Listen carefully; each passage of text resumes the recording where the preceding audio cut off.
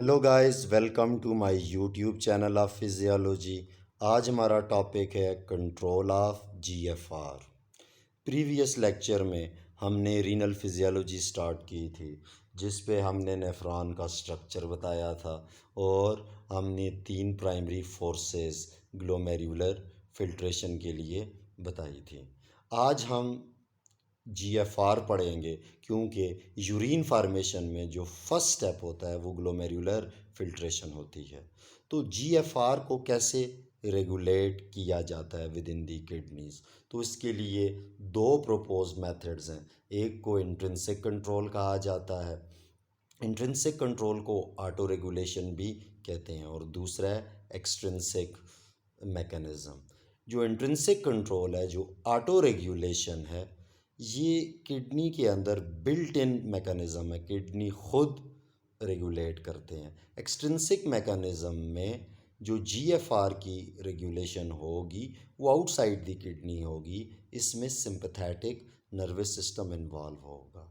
और इसी लेक्चर में हम ऑटो रेगुलेशन के लिए दो मैकेनिज़म्स पढ़ेंगे, एक मायोजेनिक मैकेनिज़्म और एक tubulo glomerular feedback. Let's start जी। अब ग्लोमेरुलर फिल्ट्रेशन रेट, एक्चुअली ये फिल्ट्रेशन कोएफिशिएंट और नेट फिल्ट्रेशन प्रेशर का प्रोडक्ट होता है। जो लास्ट लेक्चर में हमने बात की थी कि जो नेट फिल्ट्रेशन प्रेशर होता है वो हमारे पास 10 मिलीमीटर ऑफ मर्करी होता है, और जो फिल्ट्रेशन कोएफिशिएंट है ये डिपेंड करता है ग्लोमेरुलर मेम्ब्रेन के सरफेस एरिया के ऊपर और परमेबिलिटी ऑफ ग्लोमेरुलर मेम्ब्रेन पे।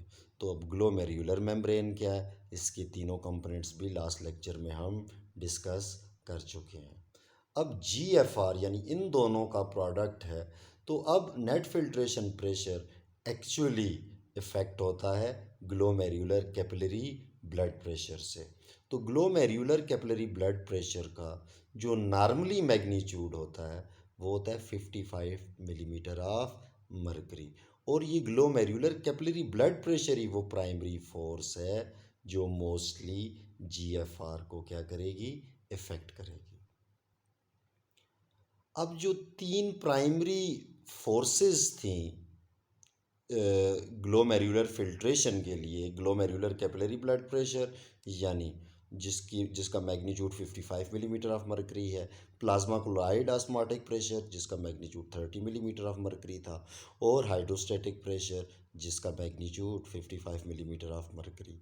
ये दोनों फोर्सेस फिल्ट्रेशन को अपोज करती हैं, ये फिल्ट्रेशन को फेवर करेगी। तो जो आपके पास नेट फिल्ट्रेशन प्रेशर होता है वो फोर्सेस जो फेवर कर रही होती हैं और जो फोर्सेस अपोज कर रही होती हैं, इनका डिफरेंस, इन दोनों को सम अप करें तो 45 मिलीमीटर ऑफ मर्करी, इसमें से माइनस कर दें तो नेट जो फिल्ट्रेशन प्रेशर होगा वो 10 मिलीमीटर ऑफ मर्करी होगा। अब वो डिपेंड करेगा, ठीक है, नेट फिल्ट्रेशन प्रेशर के ग्लोमेरुलर कैपिलरी ब्लड प्रेशर पे। अगर ग्लोमेरुलर कैपिलरी ब्लड प्रेशर को इंक्रीज़ कर दिया जाए और इन दोनों को कांस्टेंट रखा जाए तो ऑब्वियसली जो है नेट फिल्ट्रेशन प्रेशर बढ़ेगा। और अगर glomerular capillary blood pressure decrease हो जाए, अगर फॉर एग्ज़ाम्पल हम इसे 45 पे ले आते हैं तो ये भी 45 है, फिर क्या होगा कि कोई नेट फिल्ट्रेशन नहीं होगी। तो एक्चुअली जो प्राइमरी फोर्स है जीएफआर के लिए जो रिस्पॉन्सिबल है वो ग्लोमेरुलर कैपिलरी ब्लड प्रेशर है, और ये ग्लोमेरुलर कैपिलरी ब्लड प्रेशर खुद सिस्टेमिक आर्टीरियल ब्लड प्रेशर पे डिपेंड करता है। नॉर्मली ये जो दो फोर्सेस होती हैं ये अनरेगुलेटेड है और ये कांस्टेंट ही रहेंगी अनटिल अनलेस कि कोई डिजीज़ ना हो, कोई एबनॉर्मेलिटी ना हो। तो ये अनरेगुलेटेड फैक्टर्स हैं। बॉडी में जो रेगुलेट होगा, जो कंट्रोल होगा, वो क्या होगा, ग्लोमेरुलर कैपिलरी ब्लड प्रेशर। अब देखें जी, अगर प्लाज्मा कोलाइड ऑस्मोटिक प्रेशर और हाइड्रोस्टेटिक प्रेशर को कांस्टेंट रखा जाए तो फिर ग्लोमेरुलर कैपिलरी ब्लड प्रेशर में जो भी चेंज आएगी वो जीएफआर को चेंज करेगी। जिस तरह से हमने इन दोनों को कांस्टेंट कर दिया, यानी इनकी वैल्यूज़ को नहीं चेंज किया, ये प्लाज्माकोलाइड ऑस्मोटिक प्रेशर की वैल्यू है, ये हाइड्रोस्टेटिक प्रेशर की वैल्यू है। अब अगर हम ग्लोमेरुलर कैपिलरी ब्लड प्रेशर को डिक्रीज़ कर दें, यानी 55 से 50 पे ले गए हैं, तो देखिए नेट फिल्ट्रेशन प्रेशर 10 से रिड्यूस होके क्या हो गया है, 5 मिलीमीटर ऑफ मरकरी। क्योंकि GFR फिल्ट्रेशन कोएफिशिएंट और नेट फिल्ट्रेशन प्रेशर का प्रोडक्ट होता है, तो इस केस में हमने नेट फिल्ट्रेशन प्रेशर को रिड्यूस किया है, तो GFR भी रिड्यूस होगा। अब जिस तरह से मैं पहले भी डिस्कस मैंने किया है अभी, कि ग्लोमेरुलर कैपिलरी ब्लड प्रेशर ये आर्टीरियल सिस्टेमिक प्रेशर पे डिपेंड करेगा। अब अगर हम आर्टीरियल सिस्टेमिक प्रेशर को इंक्रीज़ करेंगे तो ग्लोमेरुलर कैपिलरी ब्लड प्रेशर भी इंक्रीज़ करेगा, और अगर आर्टीरियल सिस्टेमिक प्रेशर को डिक्रीज़ करेंगे तो ग्लोमेरुलर कैपिलरी ब्लड प्रेशर भी डिक्रीज़ होगा।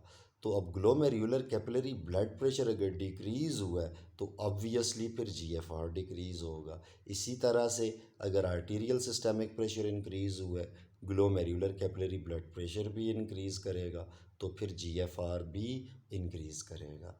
अब क्वेश्चन ये है कि हमारी बॉडी में जो आर्टीरियल सिस्टेमिक प्रेशर है ये तो चेंज होता रहता है, तो इसके चेंज होने से ग्लोमेरुलर कैपिलरी ब्लड प्रेशर भी चेंज होगा। तो फिर GFR कैसे मेंटेन हो सकता है नॉर्मल वैल्यू पे, जब आर्टीरियल सिस्टेमिक प्रेशर और ग्लोमेरुलर कैपिलरी ब्लड प्रेशर दोनों चेंज हो रहे हों। या इसकी मैं एक एग्जांपल आपको ऐसे दूँ कि अगर आप एक्सरसाइज करते हैं जब, या कोई मस्कुलर एक्टिविटी परफॉर्म करते हैं, या कोई फिज़िकल एक्सरसाइज परफॉर्म करते हैं, तो आर्टीरियल सिस्टेमिक प्रेशर बढ़ जाता है, तो जिसकी वजह से ग्लोमेरुलर कैपिलरी ब्लड प्रेशर को बढ़ना चाहिए और GFR को बढ़ना चाहिए। एक्चुअली हमारी बॉडी में बिल्ट इन मैकेनिज़्म है, उसे ऑटो रेगुलेशन कहा जाता है, और ऑटो रेगुलेशन की एक अपनी रेंज है। ऑटो रेगुलेशन की जो आर्टीरियल सिस्टेमिक प्रेशर की रेंज है वो 80 से 180 मिलीमीटर ऑफ मरकरी सॉरी, ये ब्लड प्रेशर की एक रेंज है जिस पे 80 से 180 मिलीमीटर ऑफ मरकरी, जिस पे ऑटो रेगुलेशन परफॉर्म होती है और GFR चेंज नहीं होता, तो हम उसे डिस्कस करेंगे। देखें जी, दो मैकेनिज़म्स हैं GFR को कंट्रोल करने के लिए। एक ऑटो रेगुलेशन जो बिल्ट इन मैकेनिज़्म होता है, किडनी के अंदर ही सारे रिसेप्टर्स हैं जो किडनी खुद ही GFR को रेगुलेट करेगा।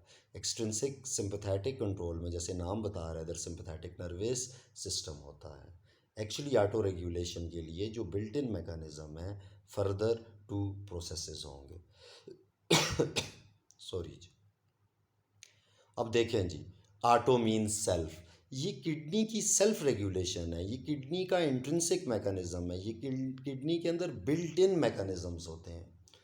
जब कभी भी GFR normal increases than normal, GFR normal से ज़्यादा होगा, तो ये सिस्टेमिक आर्टीरियल प्रेशर की इंक्रीज़ की वजह से होगा, और जब सिस्टेमिक आर्टीरियल प्रेशर इंक्रीज़ होगा तो resultant glomerular capillary blood pressure भी इंक्रीज़ करेगा। तो रिस्पांस में जो एफरेंट आर्टीरियोल हैं, ठीक है, वो हमेशा कंस्ट्रिक्ट करेंगे, यानी कि जब कभी ग्लोमेरुलर कैपिलरी ब्लड प्रेशर बढ़ेगा, किसके बढ़ने से, सिस्टेमिक आर्टीरियल प्रेशर के बढ़ने से, तो बॉडी में ये टेंडेंसी है कि GFR को बढ़ना चाहिए। एक्चुअली GFR बढ़ेगा नहीं। क्यों? नॉर्मली जो है हमारी बॉडी में एक रिस्पांस प्रोड्यूस होगा, वो क्या है जी, वेजो कंस्ट्रिक्शन ऑफ एफरेंट आर्टीरियोल। अब जो वेजो कंस्ट्रिक्शन एफरेंट आर्टीरियोल में हो जाती है, क्योंकि एफरेंट आर्टीरियोल से ब्लड ग्लोमेरुलस में जाएगा, तो रेजिस्टेंस बढ़ेगी। ग्लोमेरुलर कैपिलरीज में रेजिस्टेंस की वजह से कम ब्लड जाएगा। जब कम ब्लड जाएगा तो फिर जीएफआर भी नहीं बढ़ेगा, ये फर्दर इंक्रीज नहीं होगा। तो जब कभी भी जो सिस्टेमिक आर्टीरियल प्रेशर होता है वो बढ़ता है तो एफरेंट आर्टीरियोल कंस्ट्रिक्ट कर जाती हैं, जिसकी वजह से ग्लोमेरुलर कैपिलरीज में कम ब्लड फ्लो करता है। तो टेंडेंसी तो थी कि जो है इफ जो आर्टीरियल सिस्टेमिक जो प्रेशर है उसकी वजह से ग्लोमेरुलर कैपिलरी प्रेशर बढ़ना चाहिए, लेकिन रेजिस्टेंस बढ़ने से, कंस्ट्रिक्शन होने से जीएफआर नहीं बढ़ा। तो देखें, अगर ये सिस्टम्स हमारी बॉडी में ना होते तो स्लाइट एक्सरसाइज से जब आर्टीरियल सिस्टेमिक प्रेशर बढ़ता उससे ग्लोमेरुलर कैपिलरी ब्लड प्रेशर बढ़ता तो जीएफआर बढ़ जाता। लेकिन fortunately due to this built in system GFR increase नहीं होता। अब इसी तरह से अगर जो आर्टीरियल ब्लड प्रेशर है ये डिक्रीज़ हो तो फिर जो है glomerular capillary blood pressure decrease करेगा तो जीएफआर डिक्रीज़ करेगा, ये टेंडेंसी है। लेकिन ऐसे नहीं होता, क्यों कि एफरेंट आर्टीरियोल जो हैं उनकी इनहेरेंट प्रॉपर्टी है कि जब प्रेशर कम हो तो ये डायलेट कर जाती हैं। जब एफरेंट आर्टीरियोल डायलेट होंगी तो ज़्यादा ब्लड जो है वो ग्लोमेरुलस में जाएगा और फिल्ट्रेशन जो है नॉर्मली रहेगी। तो ये एक बिल्ट इन इंट्रिंसिक एबिलिटी है किडनीज़ की, यानी एफरेंट आर्टीरियोल्स की, कि जो है वो अपने डायामीटर को इंक्रीज़ कर देती हैं या डिक्रीज़ कर देती हैं। इंक्रीज़ करेंगी डायामीटर को तो रेजिस्टेंस कम होगा, डिक्रीज़ करेंगी तो रेजिस्टेंस बढ़ेगा, जीएफआर मेंटेन ही रहेगा। और ये एक बड़ी रेंज है 80 टू 180 मिलीमीटर ऑफ मर्करी जिस पे ये प्रोसेस हो रहा होता है। अब देखें जी, there are two propose mechanisms of auto regulation. ये जो भी हम एफरेंट आर्टीरियोल की कंस्ट्रिक्शन और इसकी जो डायलेशन की बात कर रहे थे, एक्चुअली ये मायोजेनिक मैकेनिज़्म है। मायोजेनिक मैकेनिज़्म मींस के जो है एफरेंट आर्टीरियोल की कंस्ट्रिक्शन और डायलेशन इन्वॉल्व है। तो कंस्ट्रिक्शन और डायलेशन जो है एफरेंट आर्टीरियोल के स्मूथ मसल्स की वजह से होती है। तो याद रखें, एफरेंट आर्टीरियोल्स हमेशा किसी भी एक्सटर्नल स्ट्रेच की वजह से कंस्ट्रिक्ट करेंगी, और जब भी स्ट्रेच जब कोई स्ट्रेच नहीं होगा या प्रेशर रिड्यूस होगा तो ये डायलेट कर जाएंगी। अब देखें जी इसकी diagrammatic representation. Arterial systemic pressure देखें इंक्रीज हुआ है तो एफरेंट आर्टीरियोल की इनहेरेंट प्रॉपर्टी है कि ये कंस्ट्रिक्ट करेंगी। ये जो इनर टू लाइंस हैं ये कंस्ट्रिक्शन है, आर्टीरियोल्स की क्या है, कंस्ट्रिक्शन है। जब आर्टीरियोल्स की कंस्ट्रिक्शन होगी तो ग्लोमेरुलस में कम ब्लड फ्लो होगा, कम ब्लड फ्लो की वजह से glomerular capillary blood pressure decrease करेगा। जब ये डिक्रीज करेगा तो नेट फिल्ट्रेशन प्रेशर डिक्रीज करेगा, जिसकी वजह से जीएफआर डिक्रीज हो जाएगा। इसका एग्जैक्टली अपोजिट, जब एफरेंट आर्टीरियोल में कम ब्लड फ्लो होगा जो कि आर्टीरियल सिस्टेमिक प्रेशर की डिक्रीज होने की वजह से है, जब भी आर्टीरियल सिस्टेमिक प्रेशर डिक्रीज करेगा एफरेंट आर्टीरियोल में जो है क्या हो जाएगी, डायलेशन हो जाएगी। क्योंकि अभी हमने बताया स्ट्रेच पे ये कंस्ट्रिक्ट करती हैं, और जब कभी कम ब्लड फ्लो करे तो फिर इसकी वॉल्स पे कम प्रेशर होगा, कम प्रेशर के अगेंस्ट ये क्या कर देती हैं, ये डायलेट हो जाएंगी। जब ये डायलेट होंगी तो ग्लोमेरुलस में ज़्यादा ब्लड फ्लो करेगा। जब ग्लोमेरुलस में ज़्यादा ब्लड फ्लो करेगा, इधर जो है ब्लड बिल्टअप होगा यानी उसकी डैमिंग होगी, तो ग्लोमेरुलर कैपिलरी ब्लड प्रेशर बढ़ जाएगा, जिसकी वजह से नेट फिल्ट्रेशन प्रेशर बढ़ेगा। और ये देखें बॉटम पे ग्लोमेरुलर फिल्ट्रेशन रेट भी बढ़ जाएगा। तो यानी हमारी बॉडी में बिल्ट इन मैकेनिज़्म है, अगर आर्टीरियल सिस्टेमिक प्रेशर जो है ये चेंज हो रहे हों और इनकी वजह से glomerular capillary blood pressure change हो रहे हों, तो हमारी बॉडी में जीएफआर रिस्पॉन्ड करके वो नॉर्मल ही रहेगा। यहाँ पे डिक्रीज़ का ये मतलब नहीं है कि वो कम हुआ है। एक्चुअली यहाँ पे प्रेशर बढ़ा है, जिसकी वजह से यानी आर्टीरियल सिस्टमिक प्रेशर बढ़ा है, जिसकी वजह से glomerular capillary blood pressure decrease हुआ है। ये जो है रिस्पॉन्स है against this increase in pressure. अब देखें जी, नेक्स्ट जो हमारे पास दूसरा मैकेनिज़्म है, ये टिब्यूलो ग्लोमेरुलर फीडबैक है। टिब्यूलो ग्लोमेरुलर फीडबैक में जक्स्टा ग्लोमेरुलस ऑपरेटस इन्वॉल्व होता है। अब ये जक्स्टा ग्लोमेरुलस ऑपरेटस क्या होता है जी? अब जक्स्टा ग्लोमेरुलर ऑपरेटस जो होता है, ये आप इस डायग्राम में नेफ्रॉन को देखें कि इसकी जो डिस्टल कन्वोल्यूटेड टिब्यूल है, ये एफेरेंट आर्टीरियोल और ईफेरेंट आर्टीरियोल के दरमियान से गुजर रही है। डिस्टल कन्वोल्यूटेड टिब्यूल एफेरेंट और ईफेरेंट आर्टीरियोल के दरमियान से पास हो रही है। जहाँ पे डिस्टल कन्वोल्यूटेड टिब्यूल और एफेरेंट आर्टीरियोल आपस में जुड़ते हैं, तो इस पोर्शन को जक्स्टाग्लोमेरुलर ऑपरेटस कहा जाता है। तो देखें, ये हमारे पास ये जो येलो सेल्स हैं, ये डिस्टल कन्वोल्यूटेड टिब्यूल के सेल्स हैं। ये अंदर इसका ल्यूमेन है। अब ये जो डिस्टल कन्वोल्यूटेड टिब्यूल है, इसके कुछ स्पेशल सेल्स हैं। ये जो कॉलमनर सेल्स हमें नज़र आ रहे हैं, इन्हें मैक्यूला डेंसा कहा जाता है। एक्चुअली मैक्यूला डेंसा सेल्स अगर जीएफआर बढ़े या कम हो, डिक्रीज हो, तो वो इस चेंज को डिटेक्ट कर लेते हैं। यानी मैक्यूला डेंसा सेल्स जीएफआर कम हो उसे भी डिटेक्ट कर लेंगे, और जीएफआर ज़्यादा हो तो इसे भी डिटेक्ट करेंगे। ना सिर्फ डिटेक्ट करेंगे, बल्कि रिजल्ट में या तो वेजो कंस्ट्रिक्टर को प्रोड्यूस करेंगे या फिर वेजो डायलेटर को। जब कभी जीएफआर बढ़ जाए, जब कभी भी जीएफआर बढ़ जाए और फिल्ट्रेशन ज़्यादा हो जाए ग्लोमेरुलस से, तो ये प्रॉक्सिमल कन्वोल्यूटेड टिब्यूल से ये ग्लोमेरुलर फिल्ट्रेट होता हुआ लूप ऑफ हेनले से होता हुआ जब डिस्टल कन्वोल्यूटेड टिब्यूल में आएगा, तो मैक्यूला डेंसा इस इंक्रीज्ड जीएफआर को डिटेक्ट कर लेंगे। तो ये as a result, as a response एक वेजो कंस्ट्रिक्टर प्रोड्यूस करेंगे, जो पैराक्राइन फैक्टर होगा, जो नेबरिंग सेल्स पे जाके एक्ट करेगा।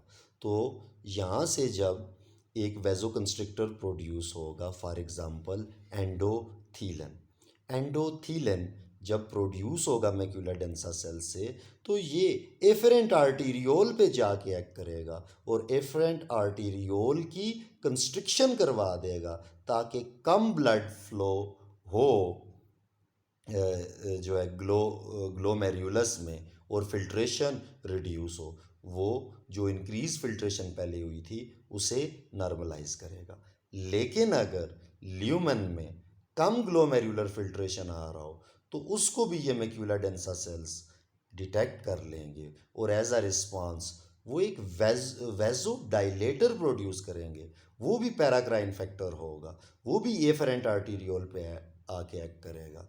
तो यहाँ से जो वेजोडाइलेटर प्रोड्यूस होगा वो ब्रेडिकाइनिन है, जो एफरेंट आर्टीरियोल को डायलेट करेगा, जिसकी वजह से ज़्यादा ब्लड ग्लोमेरुलस में जाएगा, ज़्यादा फिल्ट्रेशन होगी, क्योंकि इनिशियली जो है वो जीएफआर कम था।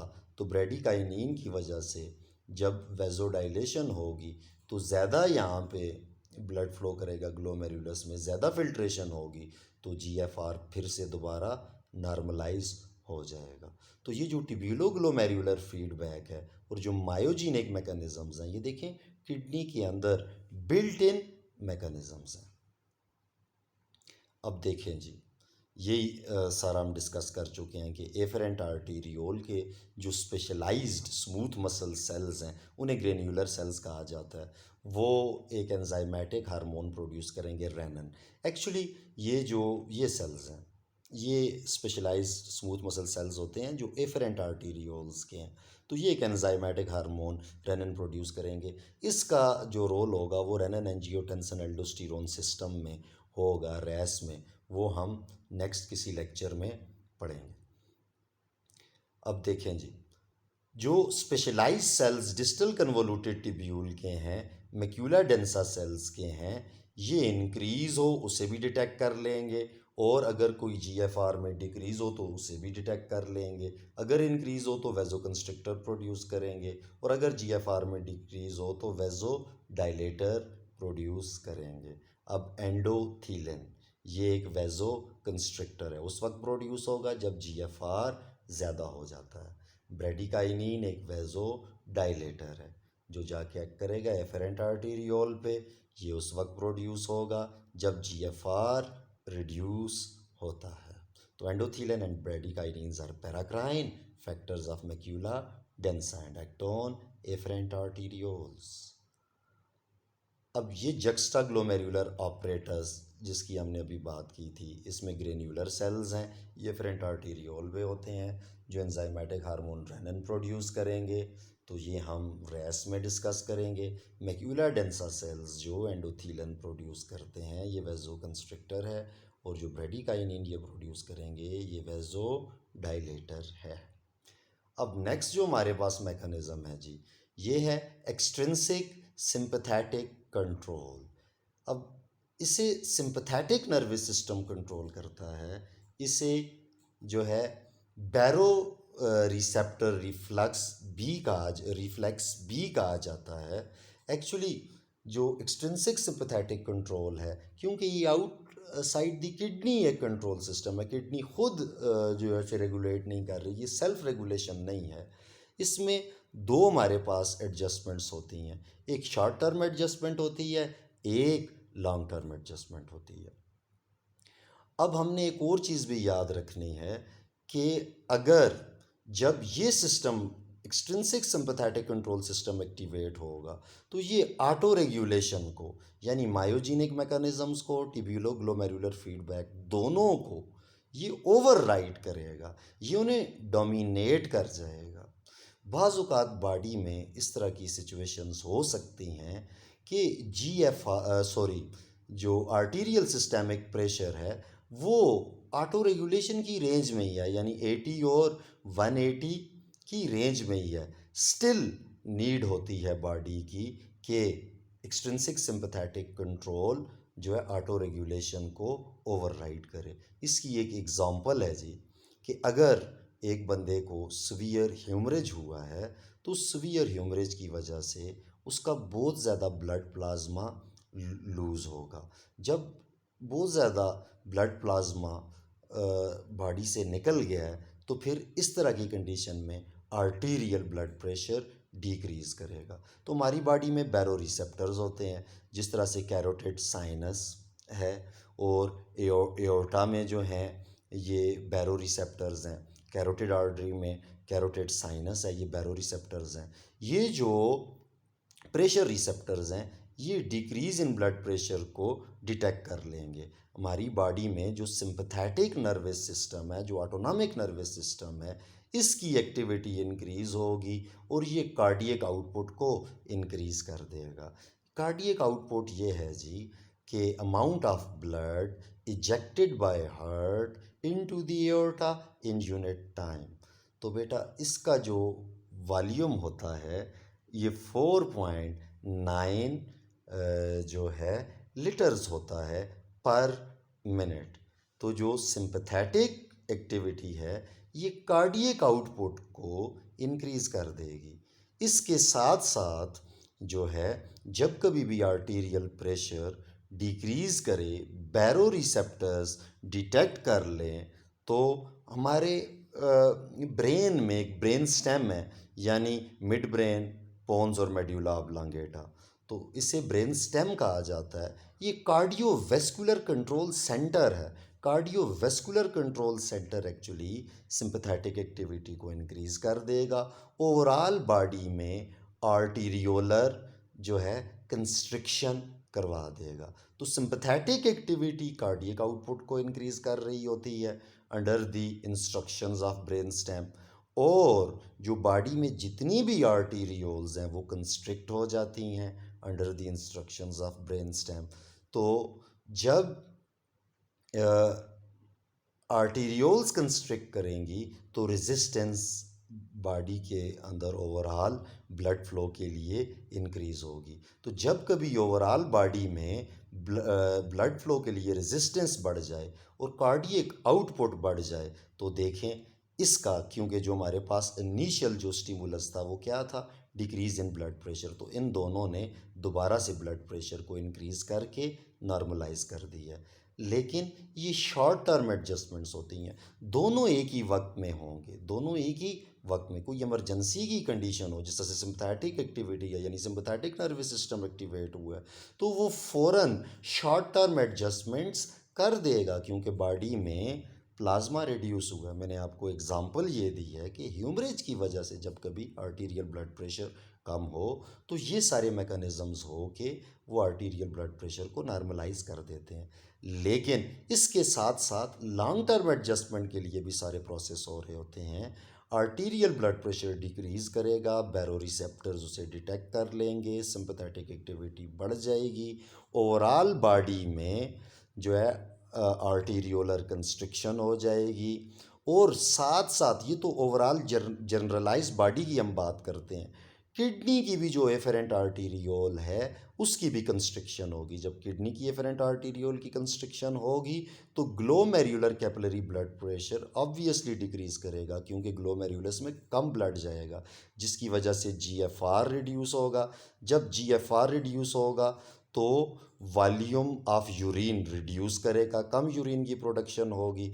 यूरिन अगर कम प्रोड्यूस हो रहा है तो फिर ऑब्वियसली बॉडी में सॉल्ट्स और फ्लूइड कंजर्व हो रहे हैं। तो अब देखें यहाँ पे जो हमारे पास टॉप पे जो है ये blood pressure, arterial blood pressure decrease हुआ था, तो बिल्कुल बॉटम पे आप जाके देखें इसका बिल्कुल रिवर्स हो रहा है। ये बॉटम पे, कर्सर यहाँ पे नहीं जा रही, ये जो रेड है आर्टीरियल ब्लड प्रेशर इंक्रीज़ हो रहा है। तो ये लॉन्ग टर्म एडजस्टमेंट्स हुई हैं प्रेशर को जो है आर्टीरियल ब्लड प्रेशर को नॉर्मल रखने के लिए। देखिए इसका ये जो सेकंड पोर्शन है, जो लॉन्ग टर्म एडजस्टमेंट्स हैं, इन्हें आप ऐसे भी समझ सकते हैं कि ऑलरेडी जो है क्या हुआ है जी कि हेमरेज की वजह से या किसी भी इंजरी की वजह से ब्लड प्लाज्मा लूज़ हो चुका है, और अगर इस कंडीशन में जीएफआर रिड्यूस ना होता, नॉर्मल यूरिन ही प्रोड्यूस होता, तो फिर बॉडी में ब्लड फ्लो के लिए बहुत सारे प्रॉब्लम होते और ये आपके पास आर्टीरियल ब्लड प्रेशर मज़ीद कम हो जाता। क्यों? अगर जीएफआर रिड्यूस ना होता और यूरिन का वॉल्यूम रिड्यूस ना होता, हमारी बॉडी से मज़ीद फ्लूइड निकल जाते। तो एक्चुअली जो एक्सटेंसिव सिंपैथेटिक कंट्रोल है ये किडनीज़ को, ओवरऑल बॉडी की सर्कुलेशन को और जो है हार्ट को इन्वॉल्व करके हमारी बॉडी के अंदर ब्लड प्लाज्मा के वॉल्यूम को मज़ीद रिड्यूस नहीं होने देता, और इवन रिड्यूस वॉल्यूम पे ही आर्टीरियल ब्लड प्रेशर को एडजस्ट कर देता है और हमारा जीएफआर रिड्यूस होता है, लेकिन मज़ीद ब्लड का प्लाज्मा रिड्यूस नहीं होता। तो ये एक्सट्रिंसिक सिंपैथेटिक कंट्रोल था। होपफुली आपको वीडियो अच्छी लगी होगी, तो ज़रूर लाइक कीजिएगा, चैनल को सब्सक्राइब कीजिएगा और शेयर कीजिएगा। Thank you for watching.